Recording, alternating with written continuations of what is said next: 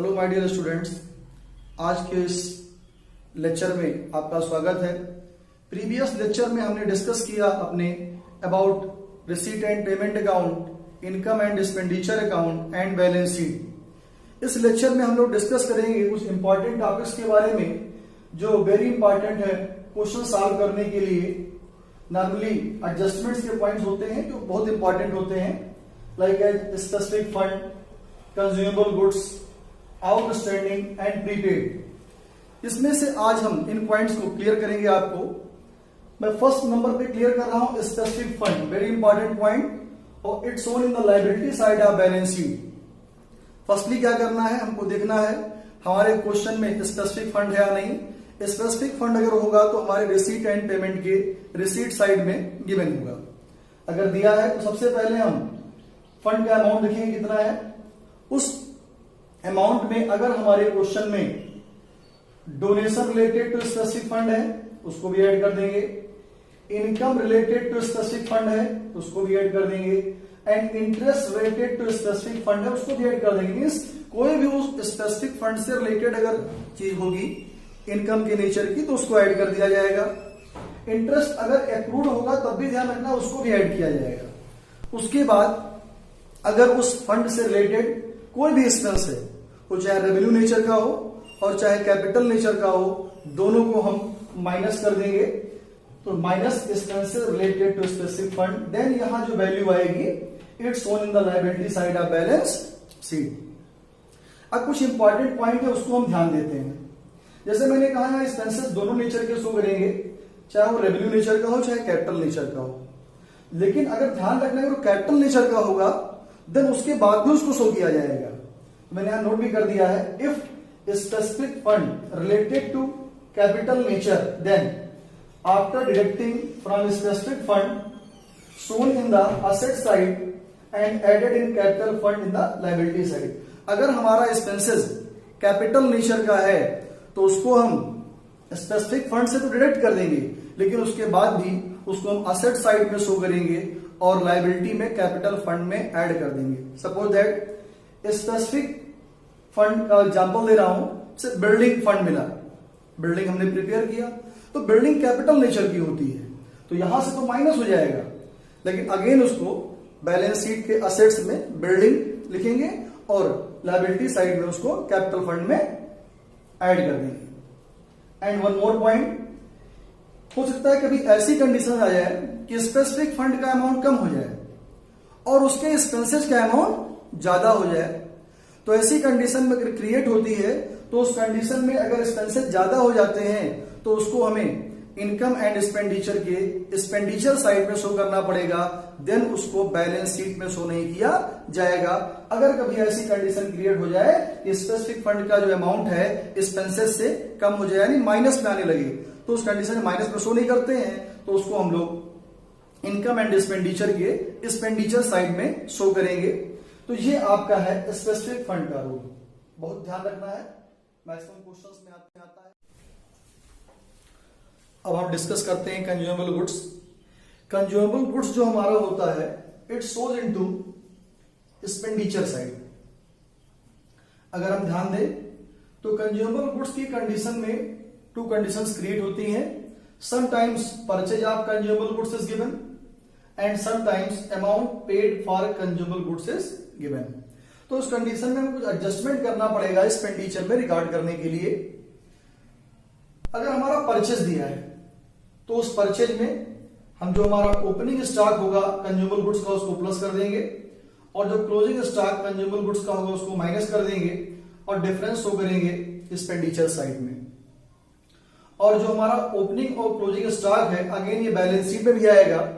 Opening stock comes into opening balance sheet asset side and closing stock closing balance sheet में आएगा in asset side. इसी condition में अगर हमको amount paid दे दिया जाए तो अगर अमाउंट पेड कर दे दिया जाए तो पहले हमको परचेज फाइंड करना पड़ेगा। और परचेज कैसे फाइंड करेंगे, with the help of information जो भी दी होगी। अगर अमाउंट पेड दिया है तो उस अमाउंट पेड में अगर क्वेश्चन में क्रेडिटर्स है तो क्रेडिटर्स एट द एंड हम प्लस कर देंगे और creditors eight the beginning minus कर देंगे। उसके बाद अगर क्वेश्चन में एडवांसेस भी दिए हैं उससे रिलेटेड, तो advances eight the beginning plus कर देंगे और advances eight the end minus कर देंगे, देन हमको फाइंड होगा परचेज। कोई जरूरी नहीं कि क्वेश्चन में क्रेडिटर्स एंड एडवांसेस दोनों दिए हों, जो दिया होगा उसको एडजस्ट करेंगे और परचेज फाइंड करेंगे। सपोज इट क्रेडिटर्स दिया है तो क्रेडिटर्स को हम प्लस माइनस कर देंगे, जो है अमाउंट आएगा वो परचेज हो जाएगा। अगर एडवांस भी दिया है तो एडवांस भी एडजस्ट कर देंगे, परचेज आ जाएगा। और परचेज आने के बाद सेम परचेज आ गया, देन ओपनिंग स्टॉक प्लस कर देंगे, क्लोजिंग स्टॉक माइनस कर देंगे, एक्सपेंडिचर साइड में शो कर देंगे जो डिफरेंस हमारा होगा। अब ध्यान देते हैं इसको भी बैलेंस शीट में रिकॉर्ड करना है। सेम कंडीशन, ओपनिंग की चीजें ओपनिंग बैलेंस शीट में आएंगी और क्लोजिंग की क्लोजिंग बैलेंस शीट में आएगी। सबको पता होगा क्रेडिटर्स हमारी लायबिलिटी होती है तो इसको लायबिलिटी साइड में शो करेंगे। Creditors eight the and liability side में आ जाएगा क्लोजिंग बैलेंस शीट के, और क्रेडिटर्स एट द बिगिनिंग ये भी लायबिलिटी साइड में आ जाएगा बट ओपनिंग बैलेंस शीट के। Advance at the beginning, advance में इस तरीके से प्रीपेड होता है, ये हमारी असेट्स है। एडवांस एट द बिगिनिंग ये ओपनिंग बैलेंस शीट में आ जाएगा असेट साइड में, और एडवांस एट द एंड ये क्लोजिंग बैलेंस शीट में आ जाएगा असेट साइड में। ये भी ध्यान रखना है इन एडजस्टमेंट को भी, क्यों एक्सपेंडिचर में नहीं आएगा, ये बैलेंस शीट में भी आएंगी।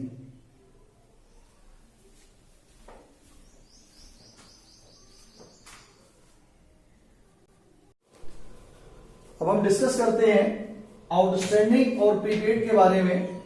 अगर हम ध्यान दें तो हमारा आउटस्टैंडिंग मींस होता है अमाउंट नॉट रिसीव्ड, और प्रीपेड का मींस होता है अमाउंट पेड इन एडवांस।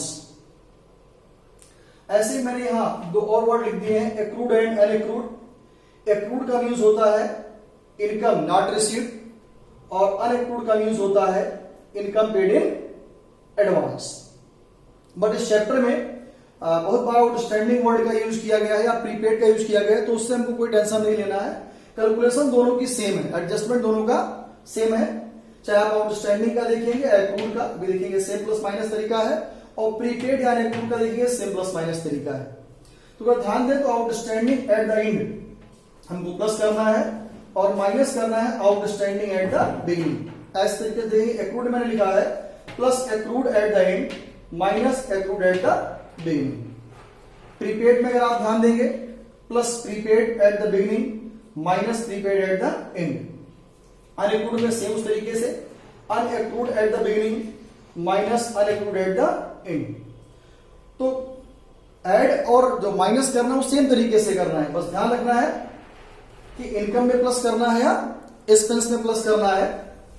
और एक पॉइंट, कभी कभी हमने देखा होगा जो हमारा ये आउटस्टैंडिंग होता है बिगिनिंग या प्रीपेड होता है beginning, prepaid at the end, तो क्वेश्चन में इसको वाइफरकेट करके देते हैं। सर रिसीट साइड में सपोज दैट लिखा है, सपोज दैट रिसीट्स में सब्सक्रिप्शन गिवन है। अब सब्सक्रिप्शन ईयर वाइज दिया है, suppose that 17, 18, 18, 19 and 19, 20. It is given 500, it is given 50,000, it is given 1,000. तो इस कंडीशन में हमको ध्यान रखना है, अगर इस तरीके से वाइफरकेट करके दे दिया जाएगा तो हमको ध्यान रखना है कि हमको केवल ये 18, 19 का लिखना है, ना इस बिगिनिंग वाले से हमको मतलब है और ना इस इंड वाले से हमको मतलब है।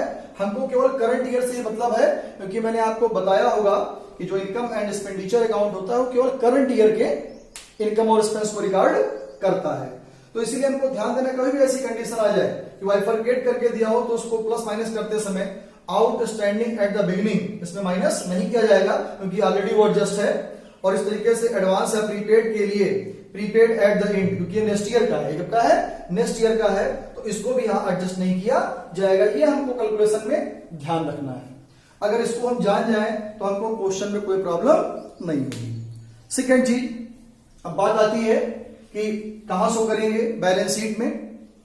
तो बैलेंस शीट में शो करते समय ध्यान रखना है, अगर आउटस्टैंडिंग एज ए एक्सपेंस है, एज ए एक्सपेंस है, तो आउटस्टैंडिंग जो होगा वो कम्स इनटू लायबिलिटी साइड। और जो प्रीपेड होगा वो कम्स इनटू असेट साइड अगर एक्सपेंस है। और वहीं अगर इनकम हो गई तो accrued comes into asset side and unaccrued comes into liability side. अब ओपनिंग और क्लोजिंग दोनों दिया है, तो ध्यान रखना है opening comes into opening balance sheet and closing comes into closing balance sheet. इसको ध्यान रखते हुए हम क्वेश्चन सॉल्व करेंगे और अपने नेक्स्ट वीडियो में हम डिस्कस करेंगे कुछ इंपॉर्टेंट जो इनकम्स हैं या इंपॉर्टेंट रिसीट्स हैं उनको कैसे हम एडजस्ट करेंगे इनकम एंड एक्सपेंडिचर अकाउंट में और बैलेंस शीट में। Thank you.